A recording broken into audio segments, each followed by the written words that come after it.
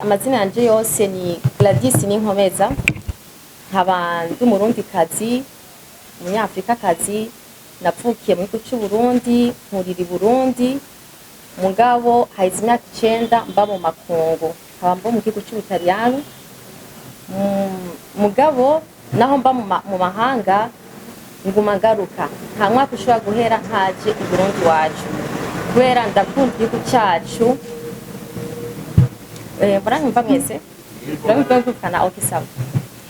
Rero kubera urukundo nk'undi gucyo ciwacu naciye nkora ntuze produit yitwa Gaga, akaba yitwa Cotex, beta serviette hygiénique mugabo twita Cotex, akaba ico mpamvu nabatumiye kugira ngo ndabereke ikorwa nakoze.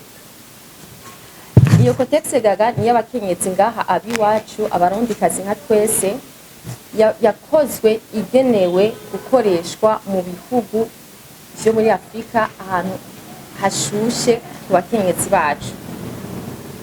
Rero uno munsi ndashaka kumva bibiri tuvugana nivyo kiyo produit Gaga, iki naco ndakibamesha mu nyuma.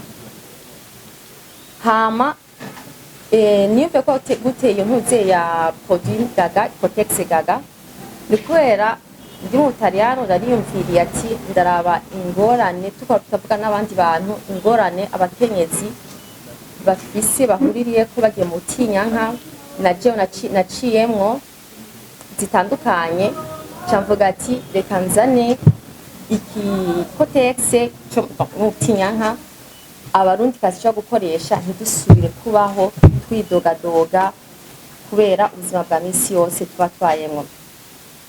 Bamwe ati tuba mu gihugu gishushe kuva kwa mbere gushika kwa gatanu umwaka wose, izuba ryaka, Cotex wambara tambuka yacu riva ikuzura n'ingoga. Abandi ati ni ngufi zo tufise, turagira ibibazo, twicara mu bantu haheze amasaha ngaha, ati bisaka akamoto kabi.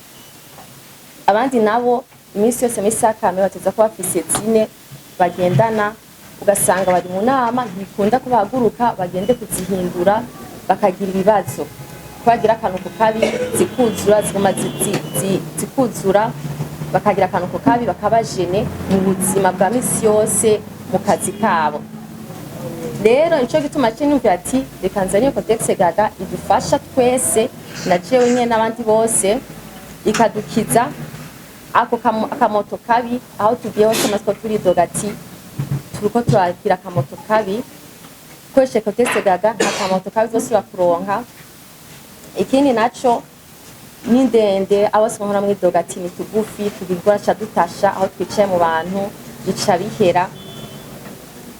Hama abandi nabo bati izo bahora bambara usanga didunduye, wambara ipantaro kubala amakola birabonekayo koko ni gato cyane gose karifa, mugana ko karifa karanunuza quantité nini yose ku buryo wikora twiwawe twose umunsi wose uti dodomba ukaja kuryama ijoro ryose atamakenga yuko uhava wonona amashuka igitanda kubera yuko ituzura n'ingoga.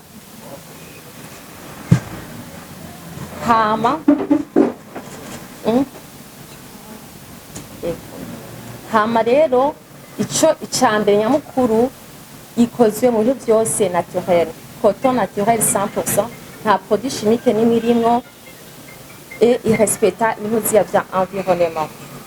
Comme les produits naturels donc 100% coton kaba koroshe ntubabwa, bamwe hora bambara zimwe batizira tubavye zikababura, ivyo birahetse aho uzosubira kubabugwa kuva aho nzaniye Cotex Gaga.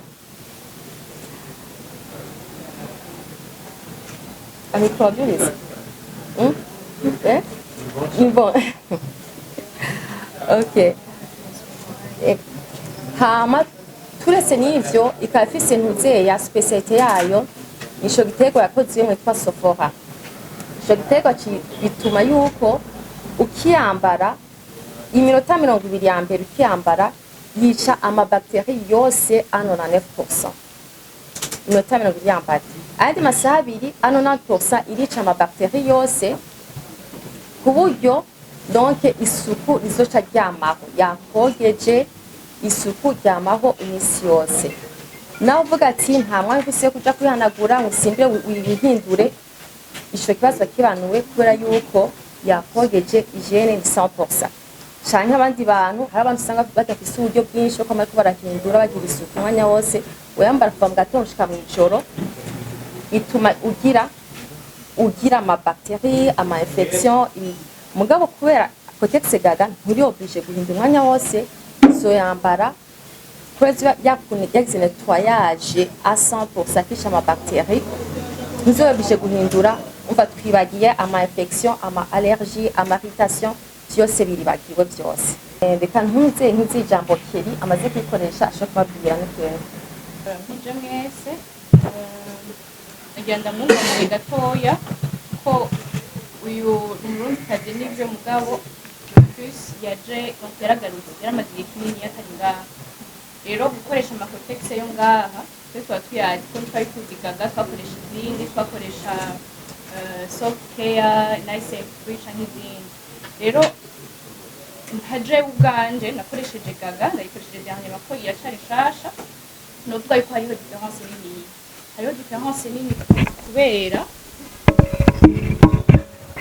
iyi Gaga hariho Kotex usanga ari nini aba ari ndende yego mugabo ugasanga ziravyibusha rero iyi inye kari nuvuga gute kari soft kari donc karonze kari fin cyane kandi kakaba karekare hama ikindi kintu naco ifise odeur yayo donc irafise akamoto ku buryo uyikoze ko gusa utaranayambara usanga uguma donc uramota no ku maboko ukora ibindi ugasanga uramota donc iraproteja yuko abadamu abakobwa baba bagiye muri ivyo bihe vyabo harabusanga muhuye kumbure wona vyumva canke bo nyene bakavyiyumva ko mugabo ituma utumva akamoto kabi wama wumva yuko umota donc hariyo ka odeur hama ikindi kintu naco irafise ico gitego bababwiye iyo plante yitwa Sophora ikozwemwo irafasha ntikiza ni kuvuga ngo ufise ngo ama infection gucukira no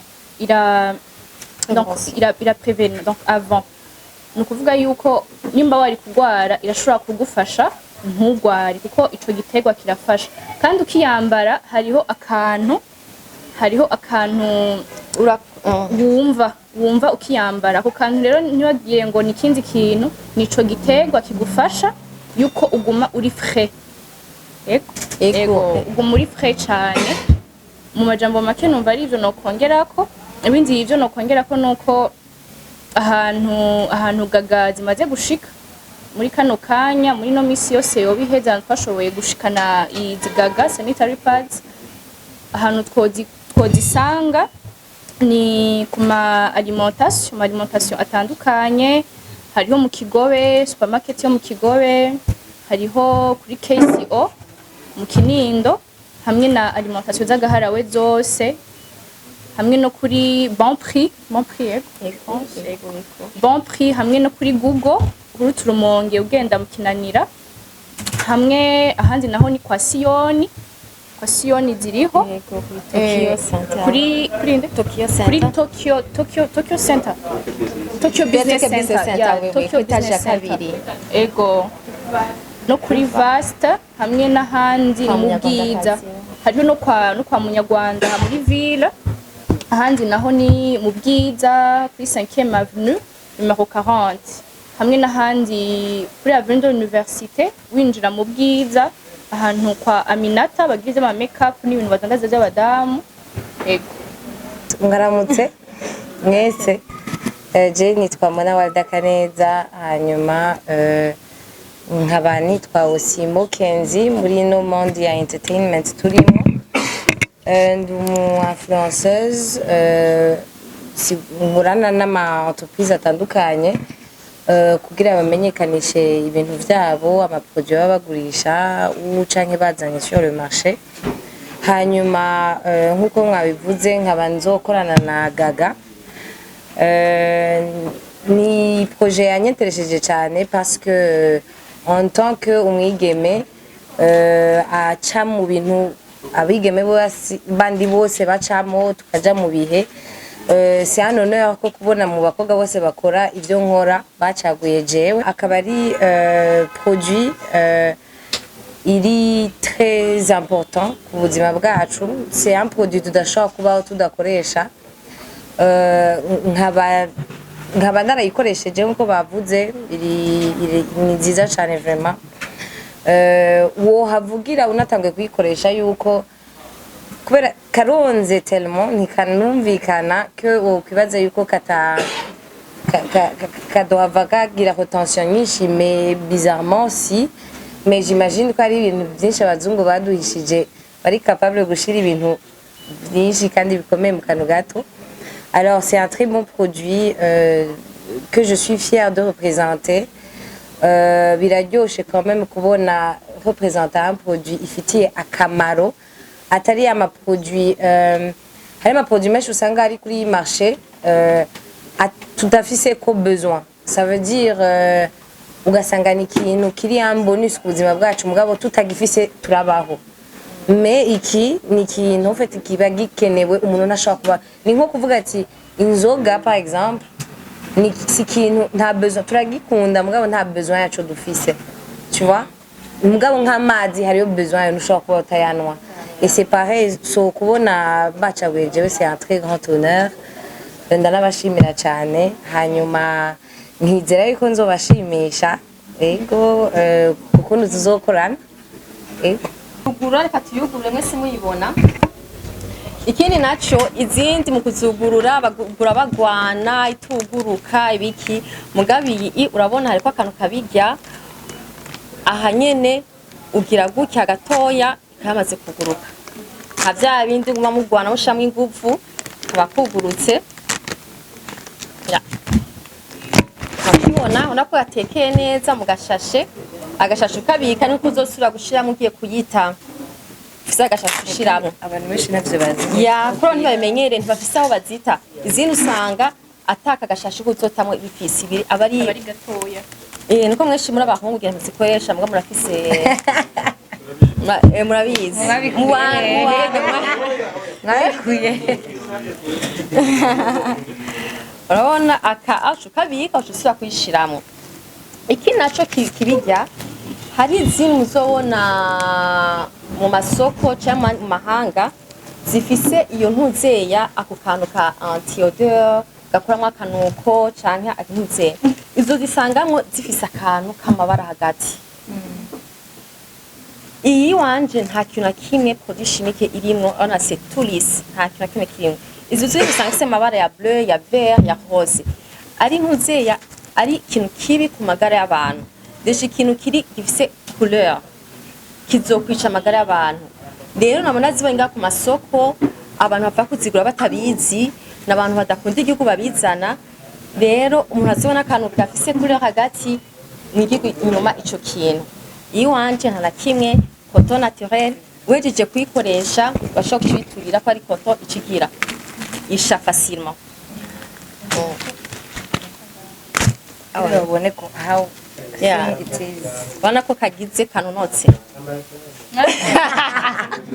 Umunsi wiwe no munsi. Uzomurondera shababwiye ngira amadate yewe. Yeah. Hama iki nazo difference y'izindi urabona uyambaye ifise utuntu tubiri haruguru no hasi ushora kugira ko kudufixa. Izindi zose bisa akantu kamwe ko hagati hagati. Iyo dufise hagati gusa bisigura ko ngaho yambaye tangura kubusha ikagira iki nivyo bituma abantu batasha ikasha bisokera ngaha. Mbwa ko iri ku makote hasi no hejuru igize iri fixe nta gutasha. Bamwe usanga bicaye mu ishure muri secondaire mbere guhaguruka avuga ati yewe ndabiri inyuma ko natashije. Bose yambaye ntawe uzosaba kubaza ati inyuma ko natashije. Uzohaguruka wigira amasaha atana kimwe. Uzojya amoko bari kwagira gymnastique. Ya. Chante, la gymnastique vraiment.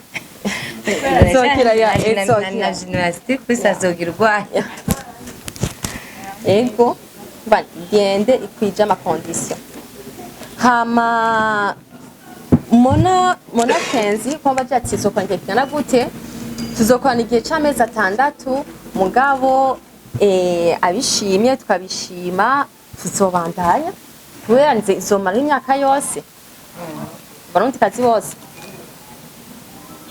sinzi ko nishe ikibazo cyane no kureka umwanya abantu bashobore kubaza Silent Vibes amahoro Kakaniki muri Silent Vibes ikibazo cya mbere mfise ni mwavuze yuko usanga ku marimantasiyo agiye atandukanye ngaho Bujumbura birumvikana ko ubu uzikeneye asanga ku marimantasiyo uzikeneye kwa kuri arimantasiyo runaka ni kuvuga ko ni kuri bamwe bo ngaha nyine mu gisagara b'abanyamuji muri make mwasi bavuga ati banakane bagomba kuzikuziro mugabo turazi yuko hari abandi bakobwa isatu mu mitumba ruguru abantu bagiye batandukanye hagati mu gihugu muri make mbega izi cotex bashobora kuzironka gute kuko mwavuze ibyiza byazo muravuga yuko ari nziza ku bakobwa kugira ngo n'abajya b'uruguru bazoshikirwe iyo kubigenza gute mbega zibashikira ryari komsa bashobora kuzigira hama zisanzwe zigurwa ngaho kumbure mugara mushobora kuvuga ko zigurwa muzatwize muri alimentation bakabwiza na kabiri zigurwa ngaho ikindi naco mwatubwiye ibyiza byazo mugabo bisaba ko natwe dushikana mugira tukapima komsa tuzovuge muzoha abasista banyu bapimire hanyuma bazotubwiye n'abagore bacu n'abahabara bose barafise umugore wewe ego murakoze ico kibazo benshi barakimbaza umva ubwa mbere zashitse mu alimentation ubunagihugu cacu uno munsi ejo muzozisanga ahereho muba mu mabutike bazozironka vuba zizoshikaho bitarenze mu ndwinde uno munsi nyene nko makarti yose zaza gusangamo ntagire uyibura tuza kuzironka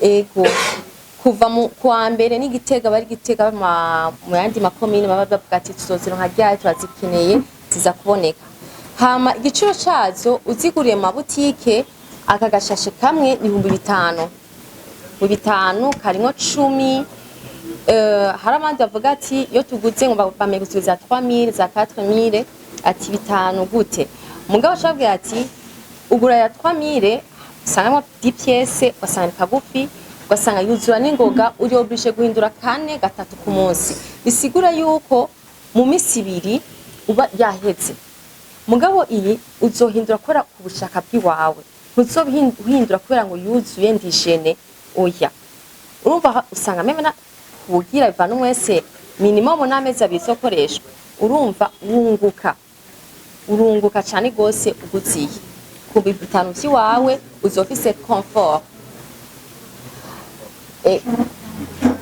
hama kurangura naho bashaka kurangura baraduhamaga kuri nimero z'iwacu turabahereza bazisanga ngaha nyene aha nyene bazozironka hama wabuza ati mushaka kubanza kuzipima mugenda takaguze 5,000 kamwe hama ubashije pia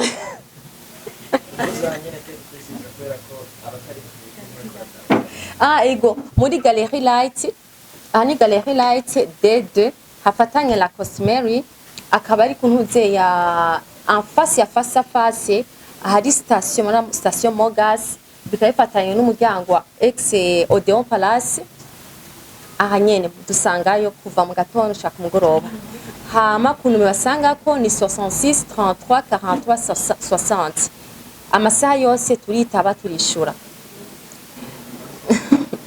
mu Kirundi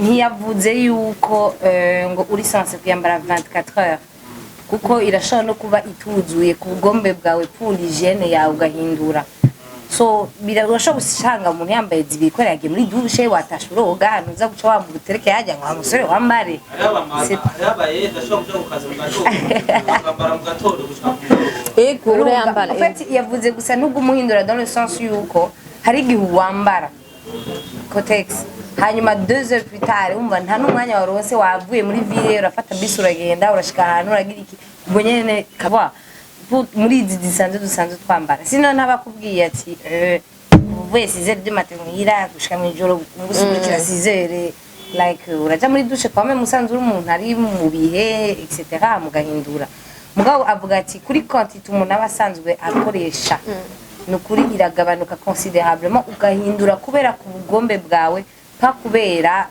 kakubanye urumva warengewe n'ibiko biraba. Icambere ko nababwiye ati ndi umurundi kazi nkunda igihugu c'iwacu, iyo nagiye nkavuga ati ngaruka iwacu mfashe abarundi kazi iwacu.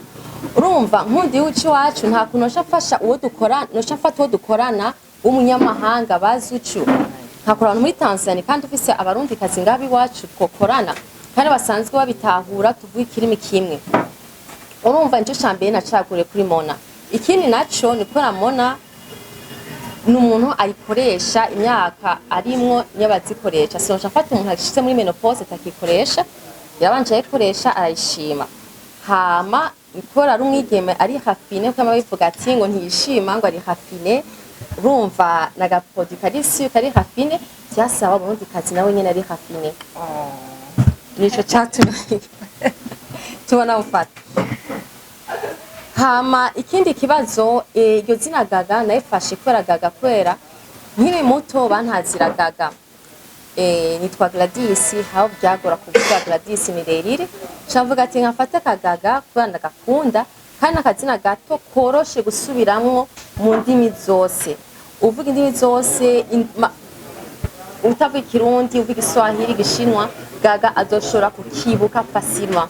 Akazina umuntu azoshobora gusubiramwo yibuke facilement. Nka wewe nkubakumvise Gaga ntakuzokwibagira, niwe sura hajya kugura yandi bagura afise ibirezina birebire ntakizosubira kwibuka, so bikati Gaga. Amazina abari menshi basangiye abantu, na wewe ufise abantu benshi mwitiranwa mugabo umwe wese ari authentique kwiwe. Ego hariho Gaga mugabo si Gaga gusa, ni Gaga sanitary pad, imva ko bize Gaga Cotex. Uwundi muntu ntiyitwa Gaga, ntiyitwa Gaga Cotex, Gaga sanitary pad kwizina Gaga. Fako cha wakompanya Gaga sanitary pad. Ari Gaga gusa umva sico kimwe n'izina ry'umuntu. Kelly, ko mavuze amazina ni menshi, ibintu bitandukanye, byaba ibintu byaba ibikoko byaba abantu baba basangiye. Hari abantu bitwa Max, hari imbwa zitwa Max, bisigura ko Max ari imbwa ari izina ry'imbwa. Hanyuma de deux, le fait yuko hari turacafise ingorane nini cyane muri sinzi ko novuga muri Afrika, sinzi ko c'est dans le monde entier, le fait kumengo ama menstruation ubutinyanka umengo ni ikintu kiri tabu cyangwa ukamenya ni gitutsi. Kwisi yose birigwara bigwanya, hariyo na journée internationale y'ama menstruation, ni ikintu kiri normal cyane, si ikintu kibi wotuka umuntu tutufasa. Faut ko abantu bikura mu ico kintu, ni ikintu twese turinda gucamo kandi tutagiciyemo, ahubwo tuba dufise ingorane, ni ikintu kiba kiri nkenerwa mu mubiri kugira umuntu ashobore koza umubiri, asohora ibintu biba byakorewe mu mubiri byotuma byakira umwana ibanye ngira. En fait c'est ça les menstruations. Ça veut dire si ikintu kibi gushika naho umuntu naho coba citwa Kelly ubona ko ushaka gutuka umuntu cyo kimubwira, c'est naturel. Nta ngorane actually aho muzobona gusa naho ntazoba ndayambaye, sino tugiye tukagura sous-vêtements nshasha tugatereka ngaha tugasuka kwa amazi ya liquide mukabona retention yayo tukabereka ati ufatanya gutya, hanyuma naho umuntu yo kwambara kambarira ko hejuru kw'ipantaro nta ngorane ihari nimba ari umuntu atabazi kuyikoresha, kuko justement as you say abari mu myaka yacu barazi kuyikoresha.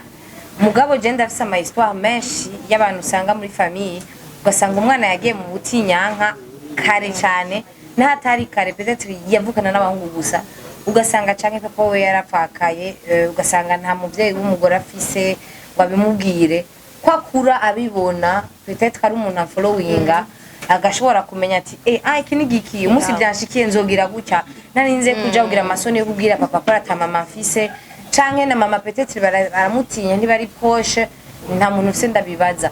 So il faut que ico kintu kiba kuba tabu, n'udasanzwe aragwara akaba afise iyo réseaux sociaux ashoboye kukimenya à l'avance, ntazogira ubwoba ati nahagwaye ndiko ndava n'ibikingira mpfe, urumva akamenya ivyo ari vyo.